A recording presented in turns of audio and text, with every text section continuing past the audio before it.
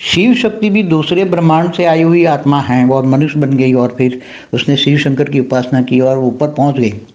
समझो कि ये 10-15 कला की आत्मा है, तो शिव शक्ति भी उसको मोक्ष नहीं दे सकते, मगर उसको कहेंगे तुम परमधाम जाओ, और परमधाम आत्मा हो जाएगी तो परमधाम में वो आत्मा मुक्त नहीं पाएगी, क्योंकि एक कला के परमधाम में 10 कला की आई हुई आत्माएं हैं, वो डाइल्यूट नहीं होती, उसको मुक्ति नहीं पा सकती, इसलिए उसको ज्ञान हो जाता है, केवल ज्ञान स्वरूपम हो जाती है आत्मा।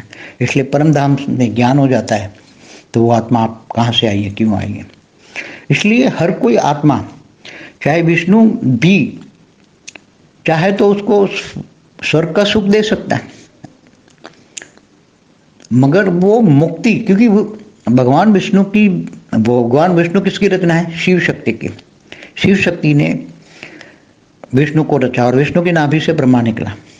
तो प्रजापिता ब्रह्मा की जो रचना है वो विष्णुपुरी जाती है तो वो महाभोगी बन जाती है, मतलब वहाँ महास्वर्ग, जैसे देवता भोगी होते हैं ना, तो देवता इंद्रलोक में रहकर कितना भोगी होते हैं, भोगते, तो विष्णुपुरी में जाकर भी वहाँ महाभोगी बन जाती हैं आत्माएं।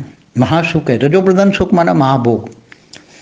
तो आत्माएं फिर ऊपर शिवपुरी में जाने का संकल्प नहीं करती, क्योंकि आत्माएं वहाँ जाने के लिए लायक नहीं होती, इसलिए वहाँ आत्माएं विष्णुपुरी से ही रुक जाती है। उसको मोक्ष नहीं चाहिए, उसको मायावी चीज़ें चाहिए, मायावी रजो प्रधान सुख चाहिए, नीचे रह जाती तो धरती पर तमो प्रधान सुख चाहिए।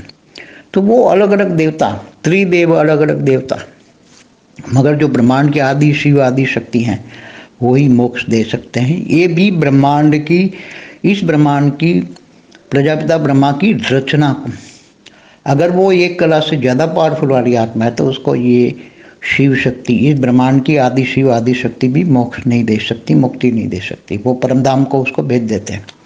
इसलिए बहुत ज्ञान आता है, ज्ञान स्वरूपम। जब आत्मा आत्मस्वरूप में स्थित होती है, पूरा ब्रह्मांड एकदम क्लियर दिखता है, महाब्रह्मांड क्लियर दिखता है। ब्रह्मांड महाब्रह्मांड का जब आदि मध्यंत का ज्ञान होता है, परमाब्रह्मांड माने गैलेक्सी यूनिवर्स का ज्ञान होता है, शिव महाशिव परमाशिव का ज्ञान होता है, विष्णु महाविष्णु परमाविष्णु का ज्ञान होता है, तब ये जब आत्माएं आत्मस्वरूप बनती है तो उसके अंदर सारा ज्ञान इमर्ज हो जाता है।